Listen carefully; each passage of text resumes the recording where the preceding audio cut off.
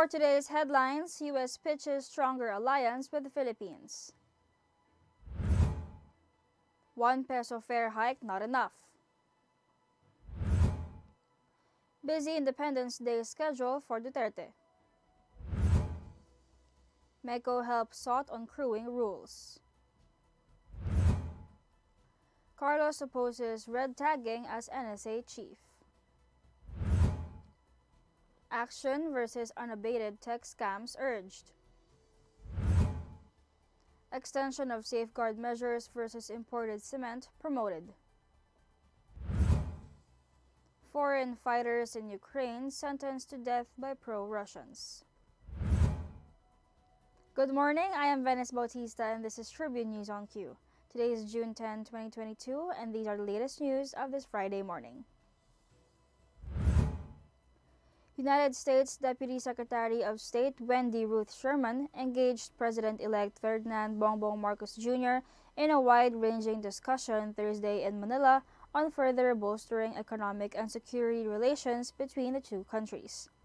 Days ahead of the 124th Philippine Independence Day celebration on June 12 Sunday, Sherman detailed in a social media post what she and Marcos talked about as she congratulated him. She said they discussed strengthening our long-standing alliance, expanding people-to-people ties, deepening our economic relationship, advancing human rights, and preserving a free and open Indo-Pacific region. As seen from Sherman's comments, the U.S. appeared to have taken notice of Marcos's earlier pronouncement that while he welcomes any economic assistance, he prefers trade and not aid in dealing with other countries like the U.S. Transport sector workers said Thursday that the 1 peso provisional fare increase granted them by the government is a welcome development, but still they insisted that it cannot offset the adverse impact of skyrocketing prices of petroleum products. Piston Chairperson Emeritus George San Mateo said in a text message that they welcome the 1 peso fare hike considering that jeepney drivers can no longer make enough money out of driving their units. He also appealed to the commuters that they understand the plight of the drivers. Piston stands for Pinagkaisang Samahan ng Tsuper and Operator Nationwide. San Mateo said Piston will continue pressing the government to ease the burden of the public amid the skyrocketing prices of fuel. The transportation sector has been pressing the government to temporarily suspend the excise tax on fuel to significantly slash the high prices of fuel.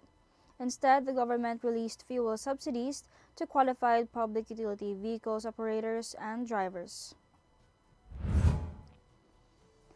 Outgoing President Rodrigo Duterte will lead the Philippines' 124th Independence Day commemoration at Rizal Park on Sunday, which will be his third and last while in office. The outgoing chief executive is scheduled to attend the rites on June 12 in Manila, according to an advisory from Malacanang.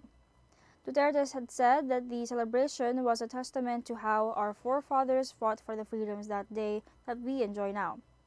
After the Independence Day rites Sunday, Duterte will head to Port Area in Manila to lead the naming and commissioning of BRP Melchora Aquino, a 97-meter multi-role response vessel made in Japan for the Philippine Coast Guard. He will also join the unveiling of the Philippine Railways Institute Interim Simulator Training Center of the Metro Manila Subway project in Valenzuela City. It is one of the Philippines' largest infrastructure projects and the first underground mass transport system. Tribune News on Q will be back after these reminders. Ang Daily Tribune may digital shows na din. Dahil sa mas lumalaki at mas lumalakas nating tribu, handog sa inyo ng Daily Tribune ang mga programang magbibigay buhay araw-araw. Be informed at mag-good vibes tuwing umaga sa programang Gising Na. Be updated sa news and happenings sa Tribune News on Q. Mas kilalanin pa natin ang mga paborito nyong atleta sa programang The Athletes Tribune. Alamin ang latest entertainment sa programang What's Up. Ma-inspire sa mga kwentong hatid ng Perfect. Search lang ang Daily Tribune sa inyong Facebook at Tribune Now on YouTube. See you there mga katribu! Magandang araw mga katribu! Narito na ang mga makakasama nyo tuwing umaga sa programang Gising Na. Roy Pelevelo, Atty. Lia Badillo Crisostomo, Vernon Velasco, Kim Sancha at Chert Balagtas. Abangan ang programang Gising Na sa Facebook page ng Daily Tribune. Ilabas na ang mainit na kape at samahan kami sa inyong pag-almusal, mga katribo. Simulan natin ang bawat umaga with good vibes sa mga informative and recreational segments ng aming programa. Maaari niyo rin ibahagi sa amin ang inyong opinion via Daily Tribune Facebook page at Tribune Now sa YouTube. Makichika na rin sa latest showbiz happenings, mga katribo. Kaya naman, magsama-sama po tayo sa Gising na! Alamin ang latest entertainment at sa mga paborito niyong celebrities kasama si Pocholo Concepcion sa programang WhatsApp. Makibanding at kwentuhan kasama ang mga kilalang personalidad sa entertainment industry. Sama-sama natin silang kilalanin at silipin ang makulay nilang mundo every Tuesday at 2 p.m. Kaya sit back and relax lang kayo, mga katribu. Hanapin at ilike ang Daily Tribune Facebook page at Tribune Now on YouTube. Dahil sagot na namin ang masayang kwentuhan dito lang sa WhatsApp.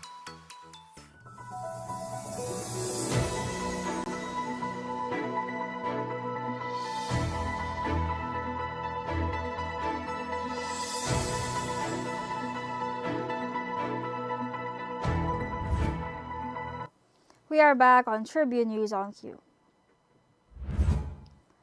The Philippines labor attachés in Taiwan have sought the help of the Manila and Economic and Cultural Office, or MECO, in asking the Taiwanese government to defer the implementation of new regulations governing the payment of salaries and insurance premiums of foreign crew members employed by fishing vessels in the territory. They asked MECO for an opportunity to clarify matters with Taiwanese authorities, as some of the new policies may run counter with Philippine guidelines on Filipino sea-based workers deployed overseas. The new order adjusted the salary of the crew members to $550 per month starting on July 1 this year, to be paid directly by boat owners in cash to the employees without any deductions, and with the boat owners also providing the handling fee for remittances.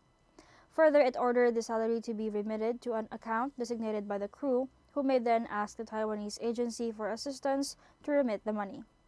The designated account should not be owned by the foreign recruitment agencies, the order added. In line with President-elect Ferdinand Bongbong Marcos Jr.'s stated policy at West Philippine Sea, or WPS, incoming National Security Advisor, or NSA, Clarita Carlos eyes critical engagement with China in resolving issues in the resource-rich waters being claimed by Beijing. Carlos said she had a good conversation with Marcos leading to her appointment Wednesday night as his NSA. The NSA post entails Carlos, who served as president of the National Defense College of the Philippines from 1998 to 2001, advising Marcos on counterterrorism, counterinsurgency, and other national security issues, including those centered on WPS. Beijing of late has moved to improve relations with Manila over incidents at WPS involving close maneuverings by the two countries' Coast Guard vessels and China's fishing ban in areas that the Philippines considers as its territory. Critical engagement with China would be the way to go. The President Marcos already noted it will be enhanced on all levels. This is what Carlos said on TV, adding her talk with the incoming president did not include fine details on security issues. Meanwhile, Senator Grace Poe on Thursday called on the Department of Information and Communications Technology and the National Telecommunications Commission, or NTC, to increase their efforts against rampant text scams, which continue to victimize many unsuspecting Filipino mobile users.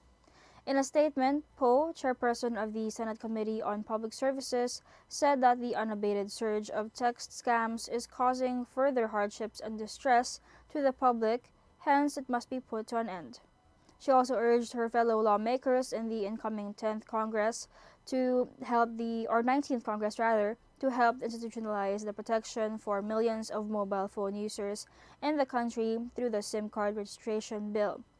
Poe sponsored the SIM card registration bill in the 18th Congress, which was passed by both lower and upper chambers. However, outgoing President Rodrigo Duterte vetoed the measure, which seeks the mandatory registration of SIM cards of mobile phone users due to a certain provision that includes social media platforms as part of the requirements. Tribune News on Q will be back. Stay with us. Mapalutong bahay man o sumptuous meal for special occasions, sagot na kayo ng tropang Kalanpag. Dahil atid sa inyo ng Daily Tribune ang fun and exciting cooking show na Kalanpag, manood at matuto kung paano lutuin ang mga favorite nyong recipes. Sabayan pa ng fun and inspiring na kwentuhan sa kusina. I-upgrade na rin natin ang mga nakasanayang traditional dish ng pamilya. Plus, healthy tipid tips na ibabahagi ng tropang Kalanpag. Matuto, mabusog at ma-good vibes dito lang sa Kalanpag tuwing Lunes, 10:30 a.m. sa Daily Tribune Facebook page at Tribune Now on YouTube. Makinig at makisali sa usapan every Friday night at 6 p.m. sa I Speak Katribo Podcast. Samahan sina Daniel at Alvin na pag-usapan ang mga relevant topic na tiyak kakarelatean nyo mga katribo. At pagdating ng Sunday at 7 p.m., Speak Your Mind with our I Speak program na sasagot sa mga tanong regarding the latest and relevant issues sa paligid natin. I-like at i-follow nyo ang Daily Tribune Facebook page at Tribune Now on YouTube para updated ka sa mga latest episode namin mga katribo.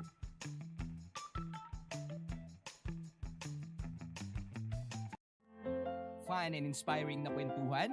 Sagot na yan ang programang Spotlight ng Daily Tribune. Makipagkwentuhan at kilalanin ng iba't ibang personalidad na kilala sa kani-kanilang larangan. Manood at makinig sa mga inspiring stories na kanilang ibabahagi kasama si Nina Ventura at Jojo Silvestre. Be ready ng mamangha at matuwa every Thursday alas 2 ng hapon dito lang sa Daily Tribune Facebook page at Tribune Now on YouTube.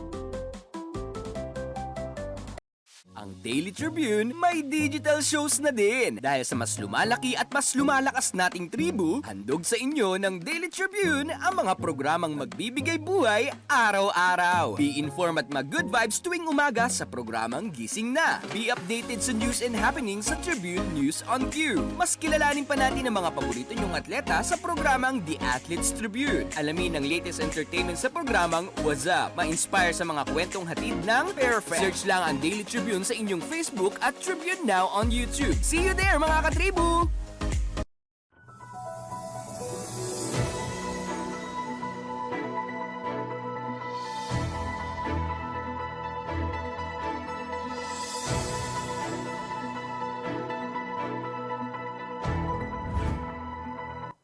You are still watching Tribune News on Q.